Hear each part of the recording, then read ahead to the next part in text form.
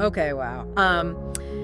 You've really sent us down a rabbit hole this time. We're Yeah. talking quantum physics, biblical interpretations, Right. even a rocket scientist mixed up in the occult.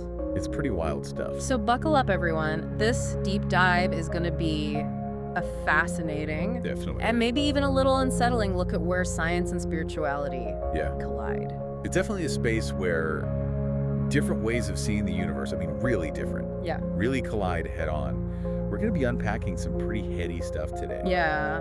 Like claims that some scientific theories, things everyone's heard of, like a Big Bang, are right. actually part of some hidden agenda that clashes with a more biblical worldview. And we'll try to separate the actual science from just speculation, right? I mean, not every scientific theory is automatically a conspiracy theory. Exactly. But it is important to look at why some people see their faith and some scientific findings as being Yeah. in deep conflict, Yeah. And one of the sources you said, it was this mathematical analysis of the Genesis creation account. Okay. Really digs into this. Right. That was a fascinating read, and it makes a pretty bold claim. Yeah. It suggests that the book of Genesis in the Bible was meant to be taken as literal history, Right. not as poetry or allegory. And that's the heart of it, isn't it? Yeah. Because if you're taking Genesis literally, the Big Bang model, I mean, that's a direct challenge. For sure. Because Genesis says Earth was created before the sun and stars, and that completely contradicts the sequence of events of the Big Bang. So it seems less about disproving the science itself and more about approaching the universe from totally different starting points. Exactly. And speaking of different perspectives, we have to talk about quantum physics. Okay.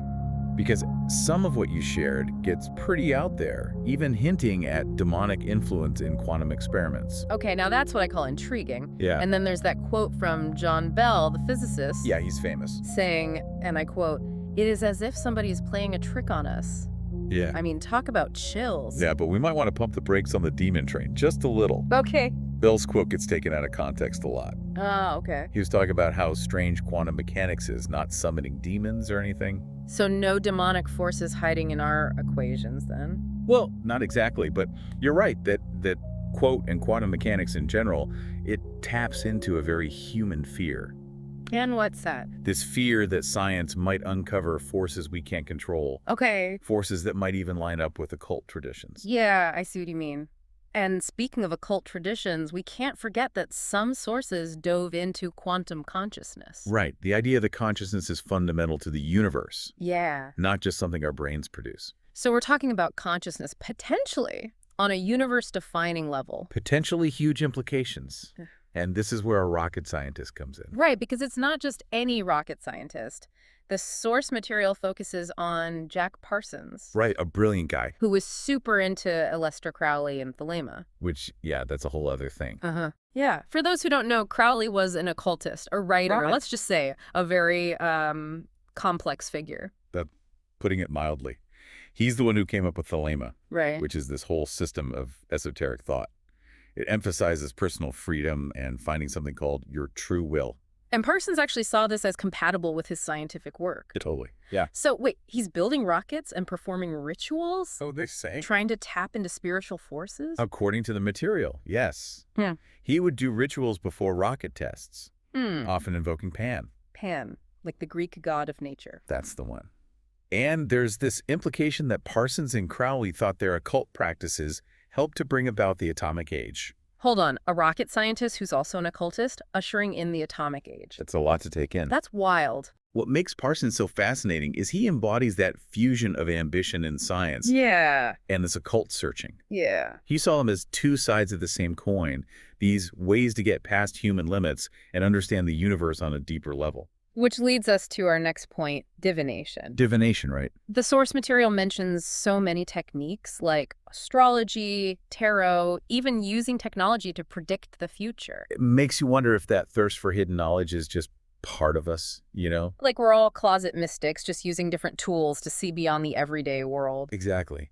It really is fascinating, this Yeah. drive to see what's underneath, to find those hidden links. Right. And it's not just Parsons. The source material even brings up Einstein, Einstein. Wait, like the relativity guy? the one and only. Okay, now that's interesting. Tell me more. Well, the source says that when he was younger, Einstein was exposed to Kabbalah. Kabbalah, right? For those who don't know, that's a form of Jewish mysticism, right? Yeah. Lots of symbolism, trying to understand God, creation, all that. Exactly.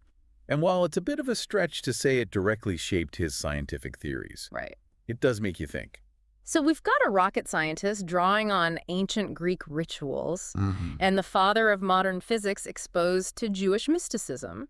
It's like, what's the connection between these worlds, science and spirituality, I mean? Right. And what I find so interesting about this source material is it goes beyond just saying there's a conflict. Okay. It suggests that maybe, just maybe, the way we separate science and spirituality is too simplistic. Okay, I'm following you. What if we've been looking at it the wrong way all along? The source uses this analogy of a tapestry. Like, imagine science as the threads, the pieces of knowledge we slowly weave together through experiments and stuff. Okay, so we're seeing a thread here, a thread there, and then connecting them as we go. Exactly. Now, what if there's this hidden pattern on the back of the tapestry, a design that's like a spiritual dimension? So we only see the front, the physical world, but there's this whole other side with deeper patterns that we don't even know about. Exactly. And maybe people like Parsons, they're tuned into those hidden patterns, to that spiritual side. They're trying to understand the universe from both sides of the tapestry, even if it means using methods that seem weird to everyone else. But if we're following that analogy, wouldn't that mean both sides of the tapestry are important? They both make up the whole picture? That's the point. It's not about dismissing science or spirituality. It's about seeing that they might just be looking at different parts of a reality that's way more complex than we can understand right now. So it's like, just because we mapped the human genome doesn't mean we know everything about the human spirit. Right. There's more to us than just our physical parts. Way more. And the source material seems to be saying the same thing could be true about the universe as a whole. We can study its laws, but that doesn't mean there isn't a spiritual dimension, or forces and energies we can't even measure yet. So we're back to this idea of science, especially when it's pushing the limits of what we know, becoming a kind of modern divination. We're still peeking beyond the veil, but now we're using particle accelerators instead of crystal balls, right? It's an interesting thought, and the source material definitely runs with it. It argues that if we only approach science from a purely material viewpoint, we miss something essential, the spiritual meaning. It's like that saying, if all you have is a hammer, everything looks like a nail. If science is our only tool for understanding the universe, we might miss the spiritual truths that are beyond what we can measure. And that leads us to all these divination techniques in the source material, astrology, tarot, even using AI to see the future. Yeah. Why do these practices still fascinate us so much? Yeah, it's like this primal urge to know what's coming next, to see past the horizon. Right. But instead of tea leaves, now people are using algorithms and AI to get a peek at the future. It's like divination for the digital age, exactly. Totally. And the source even has a name for it, aomancy. Aomancy. Divination using AI. It sounds like it's straight out of a sci-fi movie. Right. AI telling the future, or at least trying to. But it makes you think. When you put it next to tarot and all these other methods, It does make you wonder. is there like a common thread there connecting them all? Exactly. That's what the source seems to be wrestling with. Yeah. Whether it's astrology or tarot cards or some complex algorithm, it's like this deep down human need Totally. to see what's hidden, to understand those forces that shape our lives, whether we call those forces fate or God or physics or even just data. It's fascinating. It really is. So maybe instead of looking at all these practices as separate things, we should see them as different ways of expressing the same human impulse I think so. to make sense of what we don't know, to find meaning in a world that can feel totally random. And the source seems to argue that this impulse, this curiosity about both the physical and spiritual, Right. it's a fundamental part of being human. Yeah, absolutely. So it's not about rejecting science or running away from it into blind faith. No. It's more like holding science and spirituality together, letting them challenge each other and make each other richer, Right. and realizing the universe could be way more mysterious than we give it credit for. It really could. Yeah. And it's about approaching both science and spirituality with some humility, Oh, yeah, for sure. knowing that we just don't have all the answers. That's a good point. And maybe that's all right.